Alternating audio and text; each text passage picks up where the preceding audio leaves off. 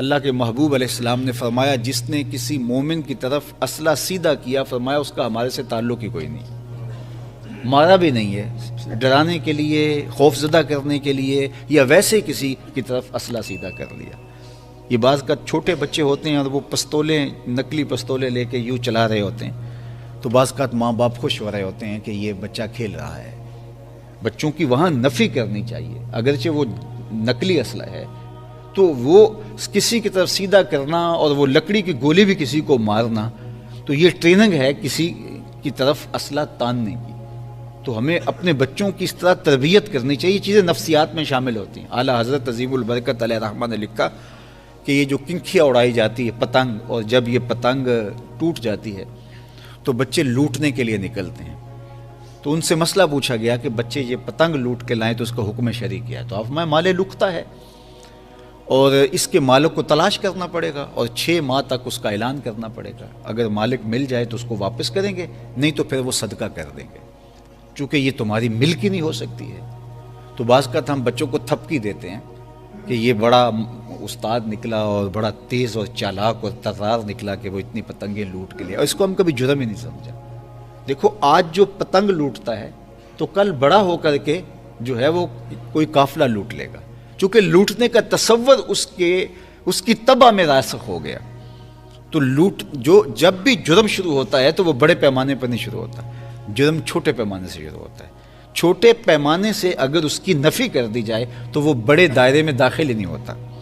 تو بچوں کی تربیت کے حوالے سے یہ بہت ضروری چیز ہے کہ بچوں کو نقلی پستول بھی کسی کی طرف کر کے چلانے کی اجازت آپ نہیں دیں گے، چونکہ حضور علیہ السلام نے فرمایا کہ اگر کسی نے کسی کی طرف اسلحہ تانا تو گویا اس نے جو ہے وہ اس کو قتل ہی کر دیا، اور فرمایا اس کا ہمارے ساتھ کوئی تعلق نہیں ہے۔ ہمارے بعض وہ ملنگ بابے جو ہوتے ہیں وہ کہتے ہیں جی نماز پڑھنے کا حکم نہیں دیا گیا، نماز قائم کرنے کا حکم دیا گیا ہے، ہم نے دل کی قائم کی ہوئی ہے۔ یہ ان کی خود ساختہ توجیہ ہے۔ نماز قائم کرنے کا حکم اہل ایمان کو دیا گیا حضور کی وساطت سے، اور حضور علیہ السلام کو حکم دیا گیا کہ نماز قائم کریں، تو آقا کریم علیہ السلام سے بہتر اس کا مفہوم کون سمجھ سکتا ہے؟ تو آقا کریم نے رکوع اور سجود والی نماز پڑھی اور قیام نماز کا عملی اظہار لوگوں کے سامنے رکھا، پھر اس کے اندر کیفیت کس قدر ہو تو یہ پھر جتنی قربت اللہ کی بندے کو نصیب ہوگی اس قدر وہ آگے بڑھتا چلا جائے گا۔ تو یہ باطل توجیہات یہ جاہل لوگوں کی، جس کے بدن سے بدبو کے ببوکے پھوٹ رہے ہوں اور جس کے جسم میں جوئیں پڑی ہوں اور جس نے 6 سال سے غسل نہ کیا ہو، وہ اس اعتماد سے کہہ رہا ہوتا ہے ہم نے قائم کی ہوئی ہے، ہم نے دل کی قائم کی ہوئی ہے۔ اللہ اکبر۔ تو یہ اس معاشرے میں ایسے لوگوں کو ماننے والے اور ایسے لوگوں کی باتوں کو غور سے سننے والے اور ان جاہلانہ باتوں کو معرفت کی باتیں قرار دینے والوں کی کمی بھی نہیں ہے۔ تو اللہ تعالیٰ جل شانہ سے ہدایت مانگنی چاہیے کہ اللہ ہمیں ہدایت کا نور نصیب فرمائے۔ تو اقامت نماز سے کیا مراد ہے؟ اس کے فرائض کے ساتھ ادا کرنا، یا پھر رکوع سجود تلاوت کا اتمام اور اس میں خشوع کا اور خضوع کا اظہار اور اس میں مکمل ڈوب جانا کہ گویا تم اللہ کی عبادت کر رہے ہو تو اس کو دیکھ رہے ہو۔ اور حضرت عثمان غنی رضی اللہ تعالیٰ عنہ فرماتے ہیں کہ جس نے صحیح وضو کیا، حضور علیہ السلام سے روایت کہ جس نے صحیح وضو کیا جس طرح میں نے وضو کیا ہے اور 2 رکعت پڑھی اور اس میں اس کو کسی غیر کا خیال نہ آیا تو اللہ تعالیٰ اس کے پچھلے سارے گناہ معاف کر دیتا ہے، صرف 2 رکعت سے۔ لیکن اگر ساری نماز ہی خیالوں سے بھری پڑی رہی اور تصورات کہیں اور بھٹکتے رہے اور انسان کھڑا نماز میں ہے لیکن بہکتا کہیں اور رہا تو پھر وہ نماز کی صحیح اقامت نہیں ہوگی۔ تو اقامت صلاۃ سے مراد جو ہے وہ یا تو اس کو فرائض و واجبات کے ساتھ ادا کرنا، اور دوسرا مفہوم کے خشوع کے ساتھ پورے اراکین کا اعتدال اور اتمام، تو دونوں اس کے مفہوم بیان فرمائے گئے۔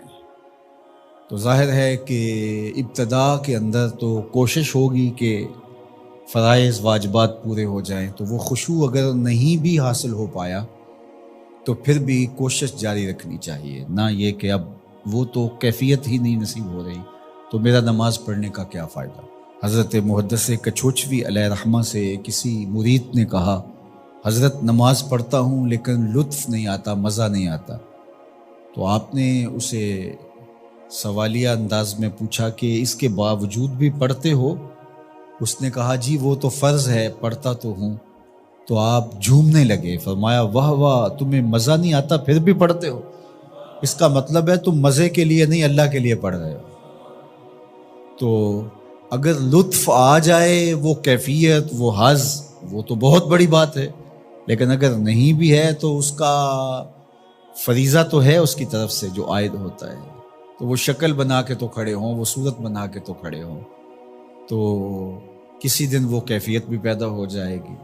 خورش دے بدر را جو کب کو حمام، کہ یک روز افتد ہمائے بادام.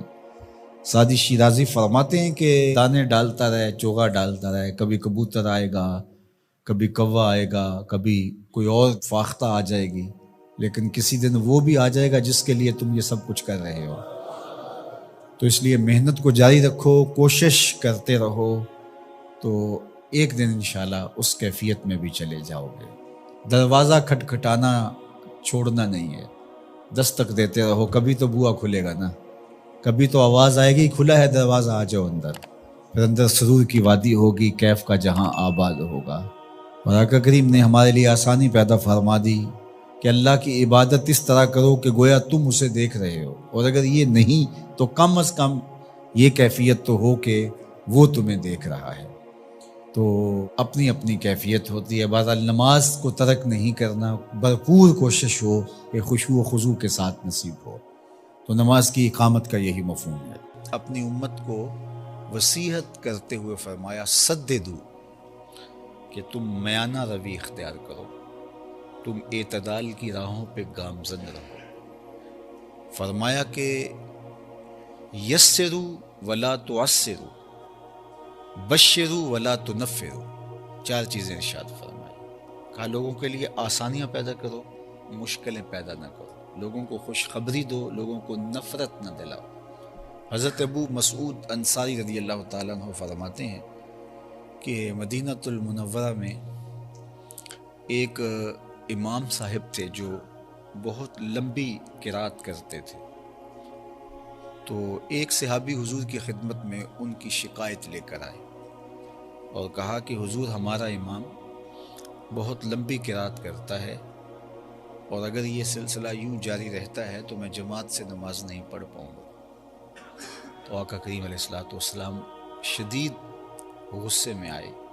بلکہ حضرت ابو مسعود انصاری رضی اللہ تعالیٰ عنہ فرماتے ہیں کہ واعظ کے باب میں نے زندگی میں حضور کے چہرے پہ اس طرح غصہ کبھی نہیں دیکھا تھا.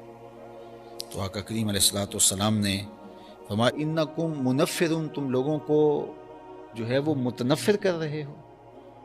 حالانکہ نماز کے اندر لمبی قرات کی جا سکتی ہے، لیکن جب بچے ہوں، بوڑھے ہوں، بیمار ہوں صفوں میں، تو اس وقت لمبی قرات نہ کی جائے، چونکہ ان کو اذیت ہوگی، ان کو تکلیف ہوگی، ان کے لیے کھڑا رہنا مشکل ہوگا.